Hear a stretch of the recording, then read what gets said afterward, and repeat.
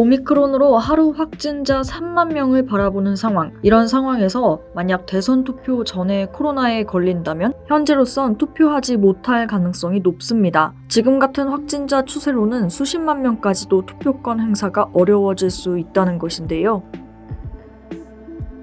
만약 거소투표 신청 기간에 확진된다면 거소투표를 신청하고 우편으로 투표하는 방법이 있습니다. 하지만 문제는 그 이후 확진이 되었을 때, 만약 코로나에 걸린 시점이 사전투표 전이라면 유일하게 투표할 수 있는 방법은 생활치료센터에 설치되는 특별 사전투표소를 이용하는 것입니다. 하지만 병원이나 자택에서 치료를 하는 확진자들은 투표를 할 방법이 없습니다. 이에 선관위에서는 거소투표 신청 기간이 지난 후에 확진되는 환자들을 사전투표소가 설치되는 생활치료센터로 이송될 수 있도록 질병관리청에 협조 요청을 했다고 합니다. 하지만 확진자가 급격히 급증하는 상황에서 모든 확진자를 생활치료센터로 이송하기에는 자리가 부족하지 않을까 우려가 남습니다. 무엇보다 문제는 사전투표마저 끝난 이후 확진되는 상황입니다. 사전투표가 끝나면 생활치료센터의 사전투표소도 철거되기 때문에 사전투표 이후 확진된 확진자가 투표할 방법은 현재로선 없습니다. 대통령을 뽑기 위해선 사전투표 다음 날인 6일부터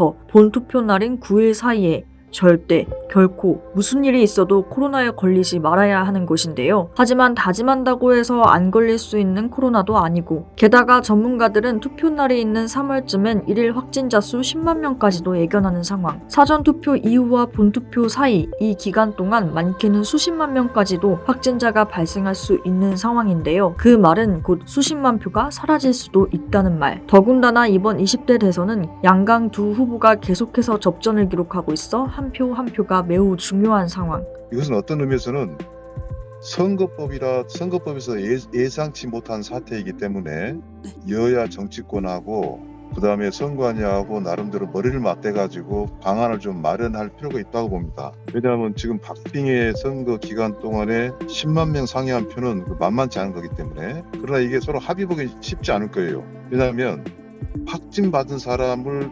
투표장에까지 끌고 왔을 때 여든 야든 우리한테 유리할까 불리할까 이런 생각을 하게 되고, 또 방역 당국에서도 이 방역이 최우선이라는 측면도 있기 때문에.